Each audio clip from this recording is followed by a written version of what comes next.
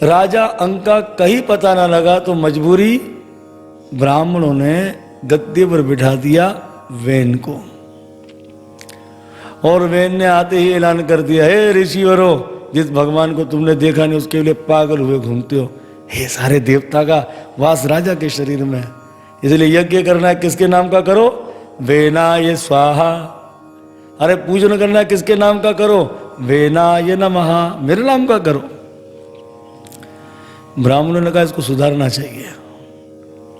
हाथ में जल लिया, देह छिड़क दिया, हुआ क्या? पूरा ही सुधार दिया, इसकी लीला ही समाप्त कर दी। इसकी माता सुनीता ने इसके शरीर को तेल में रख दिया। वेन के मरने से चोर बढ़ गए, डकैत बढ़ गए, क्योंकि जब तक देश में राजा है तो कोई आंख उठाकर नहीं देख सकता, और जब राजा ना हो देश में डकैत बढ़ जाएंगे, चोर बढ़ जाएंगे। अब ब्राह्मण ने सोचा कि हम तो राजगद्दी कर नहीं सकते, तो गद्दी पर बिठाएं किसे? तो विचार करने लगे कि वेन के जो पिता राजा अंक थे बड़े धर्मात्मा थे, तो कहीं ना कहीं तो वेन के शरीर में धर्म तो होगा। तो वेन के शरीर को तेल से निकालकर मंथन करना आरंभ कर दिया, यानी कि रगड़ना आरंभ कर दिया। तो सबसे पहले उसकी जंघा को रगड़ा। काला कलूटा पुरुष पैदा हो गया, चपटी नाक थी, लाल लाल नेत्र थे, चपटे कान थे, चपटा मुंह था। उस वक्त जो है इस काले कलूटे ने कहा ब्राह्मणों को मैं क्या करूं? ब्राह्मणों का निषद, तो निषाद जाति का राजा बन गया। अब ब्राह्मणों ने वेन की भुजा को रगड़ा। जब खूब सीधी भुजा को रगड़ा तो भुजा रगड़ने से एक तेजस्वी पुरुष प्रकट हो गए। जब उनके हाथ पैरों को देखा तो शंख चक्र गदा पद्म के चिन्ह। अरे ऋषियों ने कहा ये तो स्वयं भगवान आ गए। तो शरीर के रगड़ने से भगवान का अवतार हुआ, तो इसलिए भगवान का नाम बोल गया। पर प्रतु जी महाराज की जय। आदिराज प्रतु जी महाराज जी प्रकट हो गए। ऋषियों ने कहा नारायण जी आए तो इनकी सदा पत्नी भी आएगी, बाई भुजा को रगड़ो। अब जब बाई भुजा को रगड़ा तो साहब लक्ष्मी जी का हंस प्रकट हो गई। बोलो अर्ची महारानी की जय। भगवान आए, भगवान राजगद्दी पर बैठ गए और जनता ने जय जयकारों के नारे लगा दिए। भगवान ने कहा चुप करो, क्यों मेरी जय जयकार कर रहे हो? मैंने तो तुम्हारे लिए कुछ किया ही नहीं। क्या शिक्षा दे रहे भगवान? बोले जो राजा अपनी जनता के लिए कुछ करे ना तो उसकी जय जयकार करना पाप बताया गया। मैंने तो कुछ किया भी नहीं, अभी तो गद्दी पर आके बैठा ही हो, अभी तो गद्दी संभालनी है, और तुमने जिंदाबाद के नारे लगा दिए जैसे कोई इलेक्शन में खड़ा हो जावे। इतने जिंदाबाद के नारे लगाएंगे इलेक्शन में उसके खड़े होने वाले के, बाद में मुंह ही नहीं दिखाएगा सीट मिलने के बाद। तो जनता ने कहा कुछ करो, तो भगवान ने कहा क्या करें? जनता ने कहा भूख मर रहे हैं। तो भगवान ने कहा क्या काम नहीं करते, खेती नहीं करते, जो भूख मर रहे हैं? बोले साहब करते तो है, पर ये भूमि जो ना भूमि हमें अन्न नहीं देती। ओहो, ये बातें भगवान ने कहा। भगवान प्रतु ने एक अन्न का दाना लिया।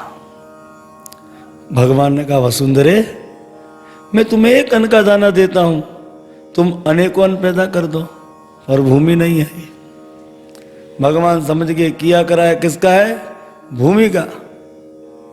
मैं भूमि का ही नाश कर दूंगा।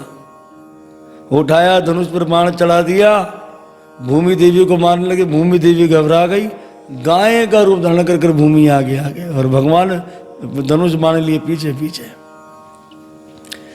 भगते भगते भूमि देवी ने कहा कहां तक भागूंगी? ये तो असंख्य ब्रह्मांड के नायक हैं, पूरा संसार ही इनका है। बोले इनकी शरणागति में चले जाना चाहिए, ये दयावान है, क्षमा कर देते हैं। भूमि देवी भगवान की शरणागति हो गई, नमन करने लगी। प्रभु मैं आपकी बेटी हूं, मुझ पर कृपा करें, मुझे क्यों दोष देते हो? दोष आपके पिता का, क्योंकि आपके पिता यज्ञ नहीं होने देते थे।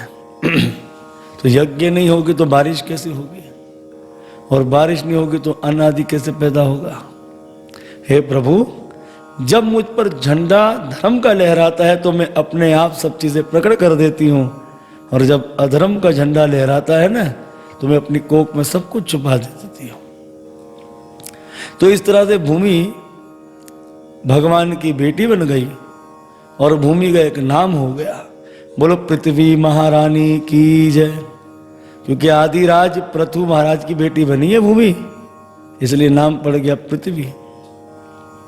भूमि देवी ने कहा प्रभु मैं गाय के रूप में विराजमान हूं, इसलिए आप किसी को बछड़ा बनाइए और दूध की धारा में अपनी जनता की कामना पूर्ण कर लीजिए। उस समय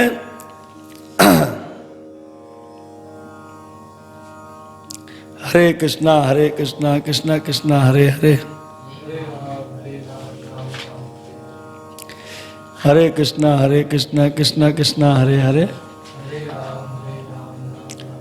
तो इस तरह से भूमि देवी क्या बनी हुई है, गाय।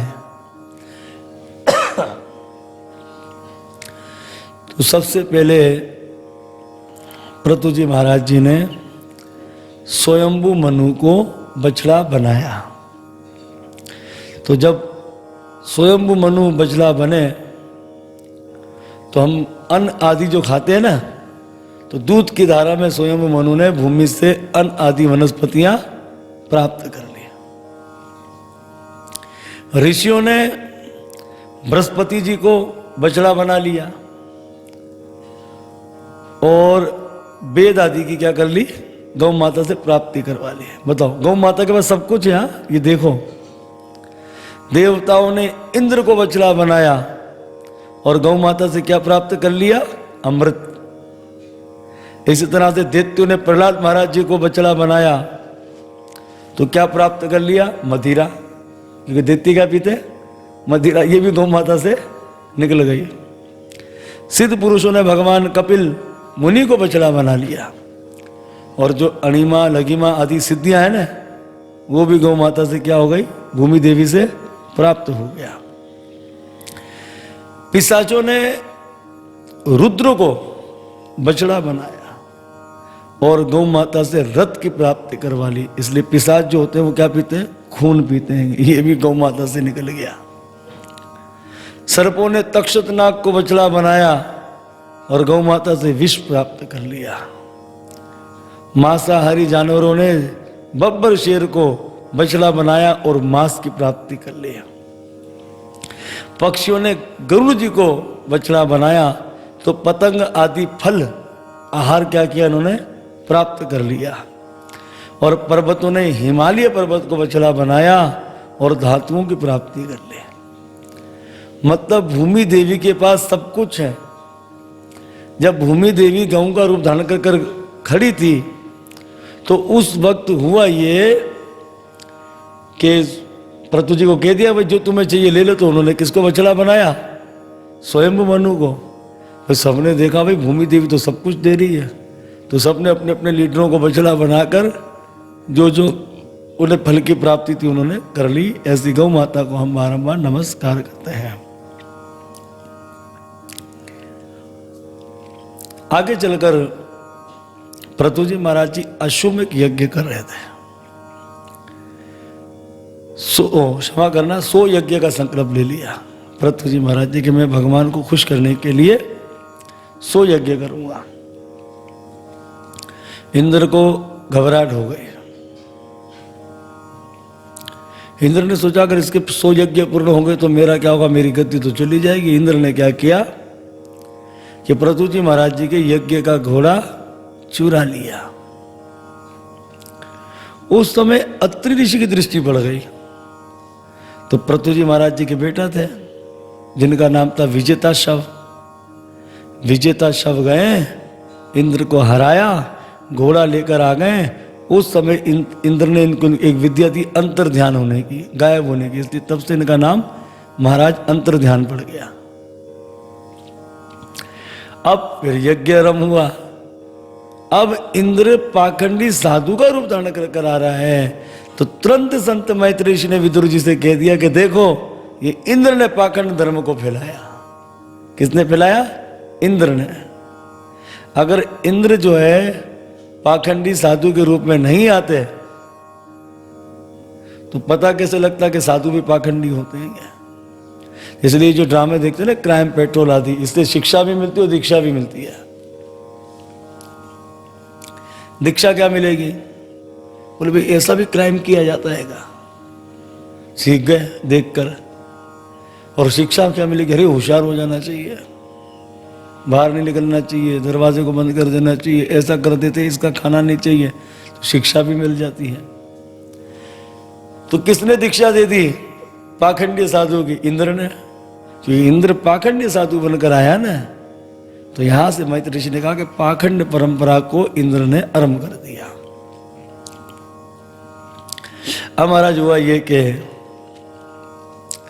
ऋषियों ने कहा चिंता ना करो महाराज, ये सारे देवता हमारे मंत्रों के अधीन है, ऐसा मंत्र पढ़ेंगे इंद्र ही स्वा हो जाएगा। मंत्र पढ़ना आरंभ कर दिया। इंद्र खींचा चला जा रहा था।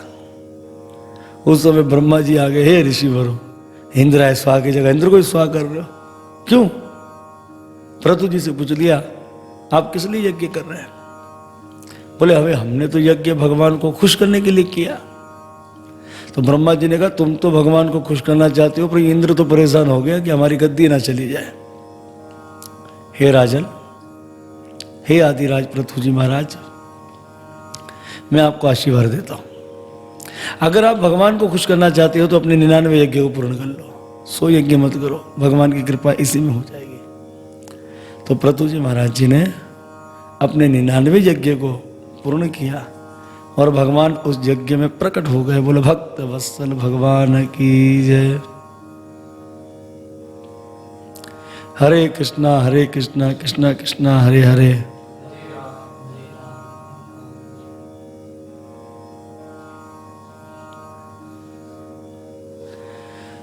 अब हुआ ये कि भगवान जब यज्ञशाला में प्रकट हो गए तो वहां का वातावरण बड़ा सुंदर हो गया था, भगवान से तेज निकल रहा था। भगवान ने कहा प्रभु हमसे वरदान मांगिए। पहले तो कहा प्रभु जी ने हमको तो वरदान की कोई आवश्यकता नहीं है। भगवान ने कहा ठीक है। बोले प्रभु अब जब आप वरदान देना ही चाहते हो तो हमको 2 वरदान दीजिए। अरे भगवान बोले कैसा भक्त है, पहले बोलते आवश्यकता नहीं है और देना ही चाहते हो तो लाओ 2 वरदान दे दो। अच्छा तो भैया कौन से 2 वरदान चाहिए आपको? तो पृथु जी ने कहा सबसे पहले तो हमको ये वरदान चाहिए कि हमको 10,000 कान दे दो।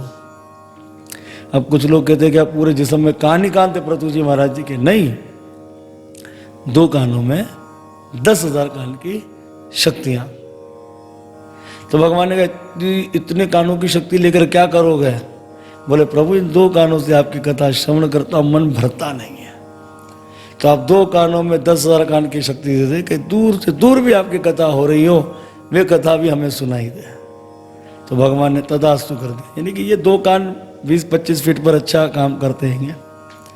तो 20 फीट को अगर आप ज़रूरत दे देते हो 10,000 से, कितना बना? 20 फीट को 10,000 से ज़रूरत देते हो कितना बनेगा? 2 लाख। कितना? 2 लाख फीट तक भी इनको आवाज़ आ जाती होगी कथा की, हिसाब लगा ले। और कान भी ऑटोमेटिक थे, फालतू बात के समय बंद और जो काम की बात पे खुल जाते थे। फालतू चीजों को अंदर नहीं लेते थे। जैसे आजकल वो बोया का माइक आ गया है, पंखे की हवा नहीं लेगा, बटन दबा दो। तो यही दशा आ गया थी उनके कान की थी। मतलब मिसाल दी, जब ये कर सकता तो वो कान नहीं होंगे क्या? ऐसा कथा के दौरान खुल जाते थे, बाकी कामों के लिए बंद हो जाते थे। अब पृथु जी ने कहा प्रभु दूसरा वरदान भी तो चाहिए। बोले मांगो। बोले हाथ पीछे मत करना। भगवान ने कहा नहीं करेंगे। ये भगवान ने कहा लक्ष्मी जो दिन रात, पृथु जी ने कहा दिन रात आपके पैर दबाती रहती है, अब उन्हें हटाओ, अब मैं आपके पैर दबाऊंगा। फिर भगवान ने कहा तुम तो झगड़ा करवा दोगे पत्नी जी से। उस समय पृथु जी महाराज जी ने छाती चौड़ी कर कर भगवान से कहा, प्रभु यदि जगत जननी और मेरे बीच में वीर हो जाए तो आप अपनी पत्नी के पक्ष में नहीं, आप तो मेरे पक्ष में खड़े होंगे, क्योंकि आप भक्त वांछा कल्पत्रु हो। क्या बात है।